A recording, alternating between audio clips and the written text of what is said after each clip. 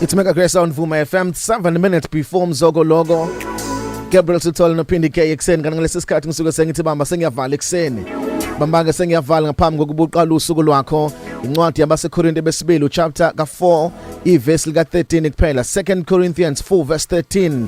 Lokhu sinawo lo moya ukukholwa njengokulotshiwe ukuthi ngakholwa ngakho ngakhuluma. Nathi siyakholwa ngakho ke siyakhuluma. Lokhu sinawo lo moya ukukholwa njengokulotshiwe ukuthi ngakholwa ngakho ngakhuluma. Nathi ke siyakholwa ngakho ke siyakhuluma. Powerful verse namhlanje kusene uthi umpostoli Paul ngakholwa ngakho ke ngiyakhuluma. Amanye amagama lezi zinto esifisa ukuyibona siqale sikholo singakayiboni bese siyayikhuluma engaze kusezikhona kodwa zibe zingekho ngoba zonke izinto esizibonayo ayiqali nje kwezibonakalayo. Zonke izinto ezikhona nezinto ozibonayo ziqala kwezingabonakali bese siyazikhuluma bese ziyavela ngoba sesikhulumile.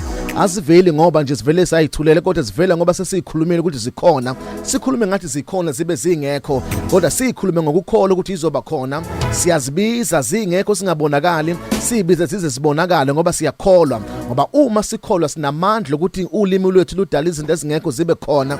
Sidala izinto ezingabonakali zibonakale. Namhlanje kusena ngazi into omkhulelo uNkulunkulu kodwa bengaku-advise ukuthi lento omkhulelo uNkulunkulu ikholwe uyikhulume ngathi khona, uyibize ngathi siyabonakala, uyibize ngathi khona iphakathi kwakho kodwa ungayiboni. Wenzani mawenza njalo? Uyayimanifest, uyayibiza ukuthi vele kwelizweni elibonakalayo ngoba kwelingabonakali vele ikhona. Yonke into ozoyidinga la emhlabeni ezweni elingabonakali ikhona. Idinga abantu abazoyibiza ngokukholwa bengathi bayayibona bese iyavela. Engalithi iBhayibheli thina sihambe nje ngokubona kodwa sihamba ngokukholwa. Okusho ukuthi izinto ezingabonakali esidingayo zikhona, zidinga abantu abazoyikholwa bese beyayibiza ngathi zikhona bese ziyavela ibonakale ngamehlo enyama.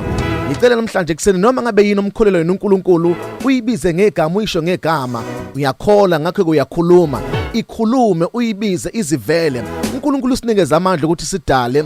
Engalithi iBhayibheli kumaHubo 8 thina singoNkulunkulu abancane sifana noNkulunkulu izinto esizikhulumayo ziyadaleka. Yingakho kumele uyiqaphele izinto oyikhulumayo mawudlule esimeni ngoba izinto oyikhulumayo izona ezivelayo.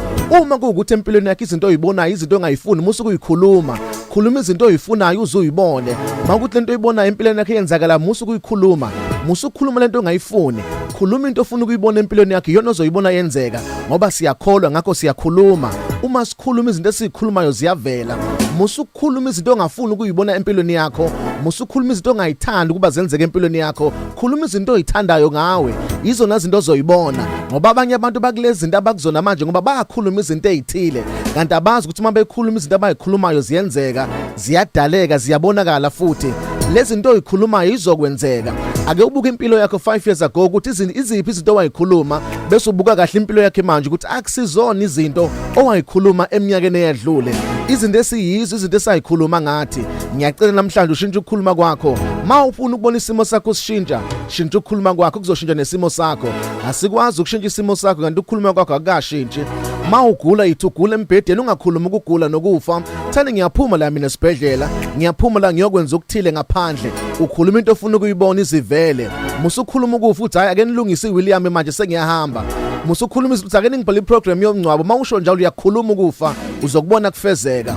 Phambana nesimo ukhuluma izinto ofuna ukuyibona. Siyakholwa ngakho siyakhuluma. Mina ngifuna ukubona impumelelo kimi. Ngifuna ukuyibona ngiba happy ngithokoza njalo. Ngifuna ukuyibona ngiyaphambili. Ikhona ngikufunayo, ikhona ngizokhuluma. Ngiyakholwa ngakho ngiyakhuluma.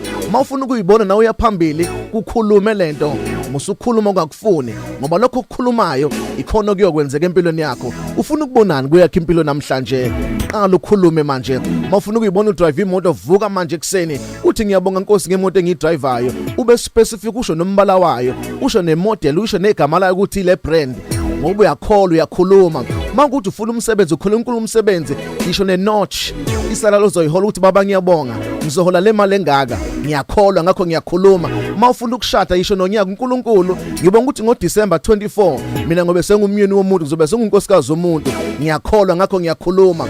Mawune business into oyikholela yona umtshela uNkulunkulu uthi ngiyabonga baba iprofit yami kulonyaka izoba more than 1.6 million ngiyakholwa ngakho ngiyakhuluma. Izinto ofuna ukuyibona sikhulume uzoyibona zivela. Ngiyakholwa ngakho ngiyakhuluma. My name is Phumlani Nkwanyana. You are blessed, you are favored and you are set apart. Good morning Mega Grace Nation.